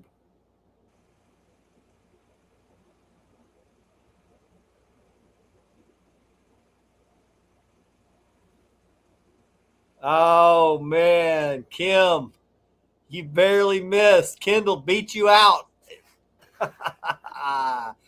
13 was the lucky number. I believe Kendall got it. Let me run through here real quick just to double check. Make sure I didn't miss 13. But all right. Yep, Kendall's the winner. Kendall, message me on Facebook. Get me your information. I'll get these sent out to you. Congratulations.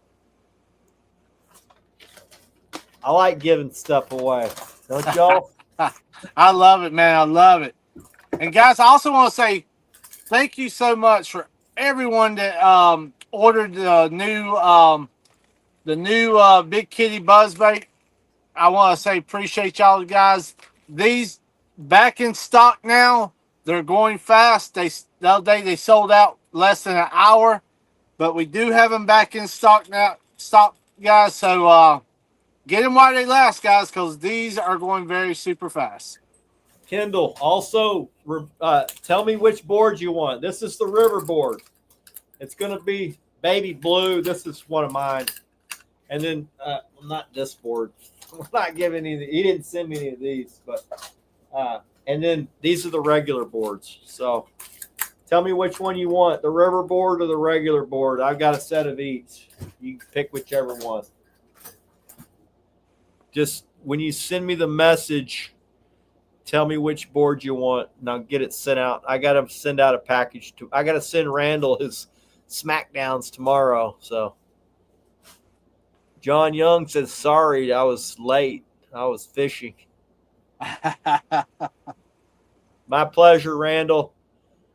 I'm glad to see him getting into some of our slime family's hands. I wanted to make sure they got into guys' hands that didn't already have Smackdowns. So I think it's cool.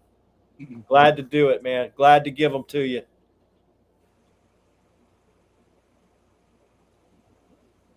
Good deal, Kendall. I hope you catch you a PB. Hopefully you get you a PB on that Parks planter boards. Your big fish, if you're not currently using planter boards, your big fish catch ratio is about to go way up. Yeah. Because big fish are spooked by the boat. If you're just dragging over them with no planter boards, your big fish catch ratio is about to go through the roof. I guarantee it. Jamie Dunn, you got anything you want to promote before we get out of here? Man, just like to say the Big Kitty Buzz rig there. Appreciate everybody that jumped right on those things, got them out. I'm hearing lots of great feedback on those rigs. All of our rigs, man, they all caught nice fish and stuff, guys. I want to say appreciate everybody just continuing support here at Carolina Lake Weights. We've gone through people ordering tons and tons of drift weights this week and rigs and floats. So we got whatever you need, guys. Just check us out at www.carolinalakeweights.com, and you too can be drifting in style. That's right, baby. I got me a package. I'm ready to rock and roll, man. Bring on these cold fronts. Trent, bring on these cold fronts, man. That's it, man. We got anywhere from 1 ounce all the way up to 10 ounce, guys. So yeah, I won't be needing them 10 ounce anytime soon, but I think I used some 6 ounce in the river when I was gar fishing. They work good. Yeah. Yep. Yes, sir. Trent says he's got a couple of them buzzy things coming. Yeah, he does. They went out today. So, heck yeah, but man. I want to use them up at Texoma, man. That's what I'm chomping at the bit for. I want to hit that shallow water bite with those buzz bait rigs. Big I'm kitty gonna, buzz. I'm gonna tell you what, man, they are deadly. They I ran really them are. off the bottom in 19 feet last week, caught our biggest fish. This past weekend, ran them up in 11 feet, caught our biggest fish. Yep. And they work good, like I said, from anchor fishing to whatever you want to do, man. So I caught probably 40, maybe a few over 40 fish on Sunday. We only got 2 good ones. We lost a couple of good ones, but the 2 good ones we caught come off the buzz rig. The only 2 good fish we caught, but they both come off the buzz rig. Nice, man. I love hearing it. And I gotta say, saw- the big fish liked it. I think we got the right name on it. that's it. Any tips on bait right now? I've been struggling bad finding bait. Man, I don't know where you're at, streams, but we're at the beginning of fall transition, and bait will migrate up into the top third of the fishery. I'm in a lake. It will migrate into the top third of the fishery, getting ready to go shallow and also go up into the creeks. So what happens this time of year, we get cooler water coming into the fishery, and bait fish, just like big fish, bait fish are going to move up into that oxygenated water that's coming into the fishery. They're going to move up into that. Before that occurs, they start moving up into those areas beforehand. So like when I got bait 2 weeks ago, I got it in 21 feet on a ledge, 21 feet. This past weekend, I got it in 12 feet. So it had moved considerably. Now, we did have a big cool front and rain, which, speeds things up. But Ray Roberts, yeah, I would probably, with the weather we've had, I would look in around 10 feet. You can find it a little bit deeper. You can find it a little bit shallower. I'm typically looking on structure because, you can find it anywhere in that depth, but you can look at a map and see a piece of structure like a ledge or, a little hump. And that's why I catch my bait off a structure, because I can go straight to it. I don't have to just scan out. That's what I do. You can also catch them off bridge columns. Just make sure you down scan the bridge column. Make sure there's no trees on it before you throw your net, lose it.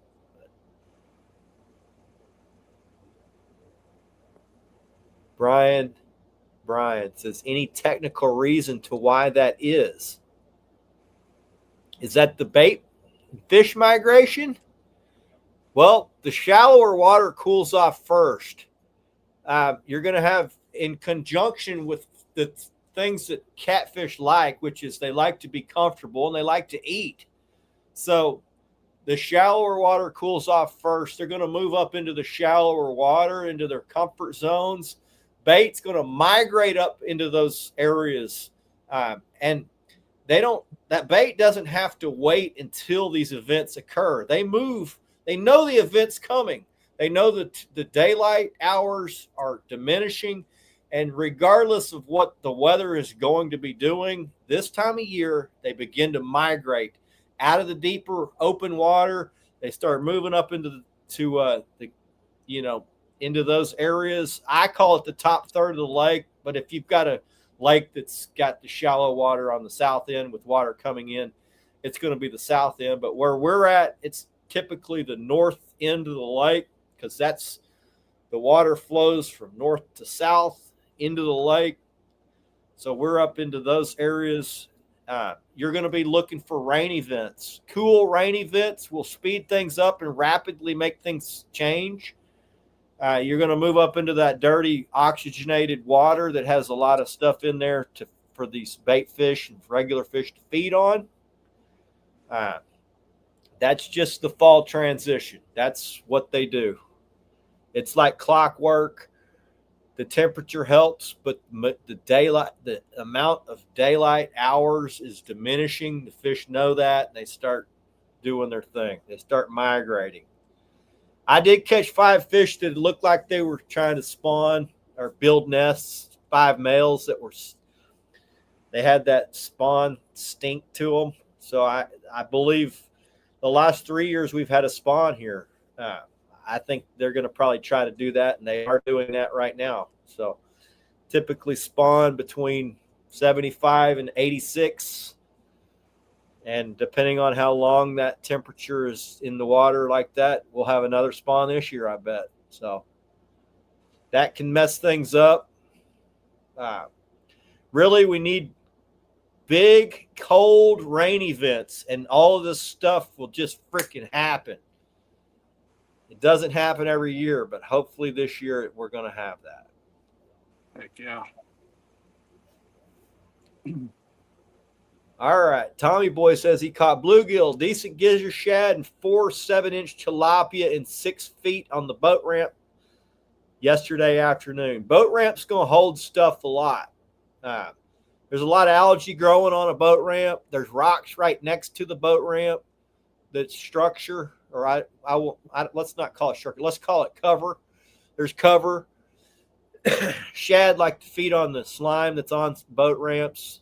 Bluegill like to live on the rocks right next to it. Tilapia, I don't know what the hell those weird ass fish like to do, but they follow the same program. Carp are the same. They're eating that slimy stuff on the ramp, that green shit growing on the ramp.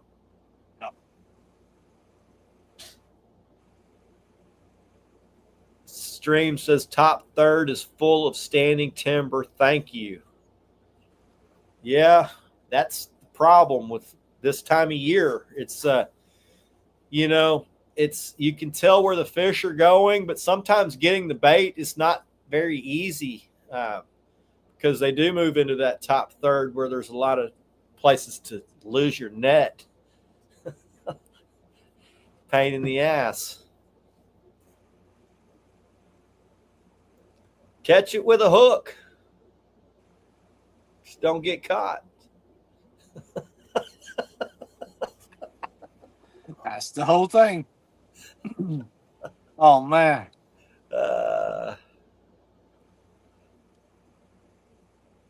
Yep, you got to be careful. Well, I had fun. Jamie? I had a good time, brother. It's always a fun show. Episodes, those are always good. Yes, sir. And guys, I want to say appreciate everybody in chat, man, for all the questions and everything. Hopefully we were able to help everybody out and maybe get you out there and do some planer boarding. Yeah, hopefully it helped. I know if you start planer boarding, you're going to catch fish. It's a highly productive way to fish. It takes a little bit of getting used to, but if you start slow and work your way up, add layers as you get comfortable, you'll end up loving it. I don't know anyone that doesn't like to planer board once they start getting comfortable doing it. I love it, man. I love it. Appreciate it, Juan. Appreciate it, Tom. Appreciate it, guys. Yeah, appreciate everybody. Appreciate everybody. Hopefully we helped you guys, and I had fun regardless, so. It's that time of year. It's time to go catch some fish, guys. Tight lines. God bless. Azul out. Later, y'all.